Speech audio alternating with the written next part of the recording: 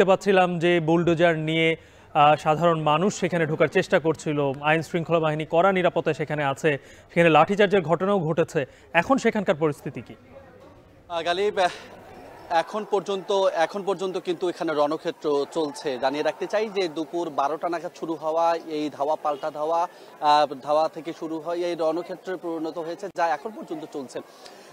আপনাকে জানাতে চাই যে দুপুরে যখন এখানে বুলডোজার নিয়ে ঢাকা কলেজের শিক্ষার্থীরা আসেন, সেই বহরে কিন্তু ছাত্র জনতার বিপুল একটি সংখ্যক মানুষ এখানে যুক্ত হন এবং তারপরেই এখানে যখন তারা আসলে প্রবেশ করার চেষ্টা করে, তারপরেই এখানে পুলিশে বাধা হয় এবং তারপর এই পুলিশে বাধার পর থেকে যখনই আসলে ধাওয়া পাল্টা ধাওয়া শুরু হয়েছে, অনবরত কিছুক্ষণ পর থেমে কিন্তু ধাওয়া পাল্টা ধাওয়া চলছে এবং এখনো চলছে। কিছুক্ষণ আগে, অর্থাৎ এখন থেকে মাত্র 6 মিনিট আগেই এখানে 3টি শব্দবোমা নিক্ষেপ করা হয়েছে, একই সঙ্গে 2টি টিয়ারশেল নিক্ষেপ করা হয়েছে। তার বিপরীতে কিন্তু যারা আন্দোলনকারী রয়েছে তারাও ইট পাটকেল ছুটছে। অর্থাৎ কোনো অংশেই কোনো পক্ষই আসলে কম নাই। একের পর এক ধাওয়া পাল্টা ধাওয়ার মধ্য দিয়ে এখন পর্যন্ত বিগত 4 থেকে 5 ঘন্টা ধরে যে আন্দোলন চলছে এটি চলমান রয়েছে। জানিয়ে রাখবো যে আন্দোলন চলাকালীন সময়েই মূলত শেখ হাসিনার বিরুদ্ধে যে রায়, মানবতা বিরোধী অপরাধের যে রায়, সেই রায়টি দেওয়া হয় এবং এই রায়টি দেওয়ার পর কিছুক্ষণ এই রণক্ষেত্রটি উল্লাসভূমিতে রূপ নিয়েছিল।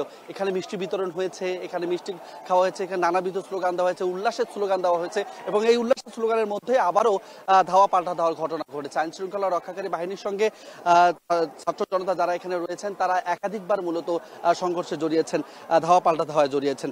জানিয়ে রাখবো যে এখন পর্যন্ত ছাত্র জনতা তাদের দাবিতে অনড়।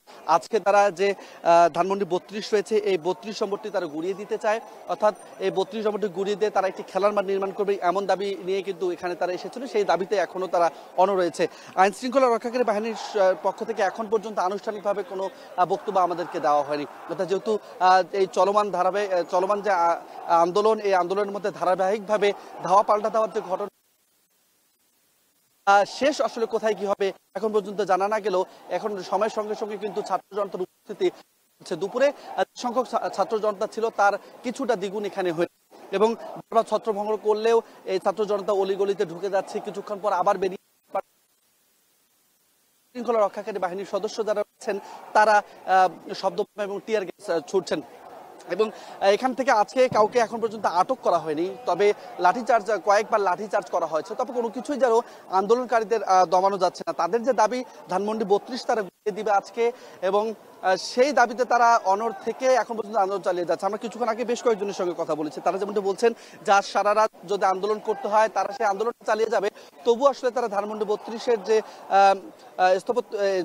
যে বাড়িটি রয়েছে, জরাজীর্ণ বাড়িটি, তারা গুড়িয়ে দিতে চায়, সেই দাবি নিয়ে মূলত তারা রাজপথে এখনো বিরাজ করছে। আমরা বারবারই আইন শৃঙ্খলা রক্ষাকারী বাহিনীর সঙ্গে কথা বলার চেষ্টা করেছি, তবে আইন শৃঙ্খলা রক্ষাকারী বাহিনীর সদস্যরা কেউ এখন পর্যন্ত কথা বলতে চাননি এবং সেনাবাহিনীর সদস্যরা এখন অনেকটাই মাঝখানে দাঁড়িয়ে রয়েছে। তারা পুরো বিষয়টি পরিস্থিতি নিয়ন্ত্রণ, একদিকে পুলিশ একদিকে এবং ঠিক মাঝখানে সেনাবাহিনীর সদস্যরা তারা দাঁড়িয়ে পড়েছেন এবং সেনাবাহিনীর সামনে দাঁড়িয়েই মূলত এই ছাত্র জনতা যারা রয়েছেন তারা একের পর এক স্লোগান দিয়ে যাচ্ছেন এবং পুলিশ এখন কিছুটা থেমে রয়েছে। সবকিছু মিলে আন্দোলন এখন পর্যন্ত চলছে। কখন নাগাদ মূলত এই আন্দোলন শেষ হবে তা জানা যায়নি, তবে রায়ের পর যেমন উল্লাস রয়েছে তেমন তাদের দাবি নিয়েও তারা অনড় রয়েছে। ধানমন্ডি 32 গুড়িয়ে দেওয়ার যে দাবি, সেই দাবি তারা রাতভর আন্দোলন করতে হলে সেই দাবি পূরণ করে যাবে বলে কিন্তু প্রতিজ্ঞাবদ্ধ হয়েছেন অনেকেই। এই ছিল আসলে আমার কাছে ধানমন্ডি 32 থেকে সর্বশেষ। শেখ হাসিনার রায়কে কেন্দ্র করে আজকে সকাল থেকেই বুলডোজার নিয়ে ধানমন্ডি 32 নম্বর অভিমুখে সাধারণ মানুষ এবং শিক্ষার্থীরা, কিন্তু পুলিশ সেখানে তাদেরকে বাধা দিয়েছে।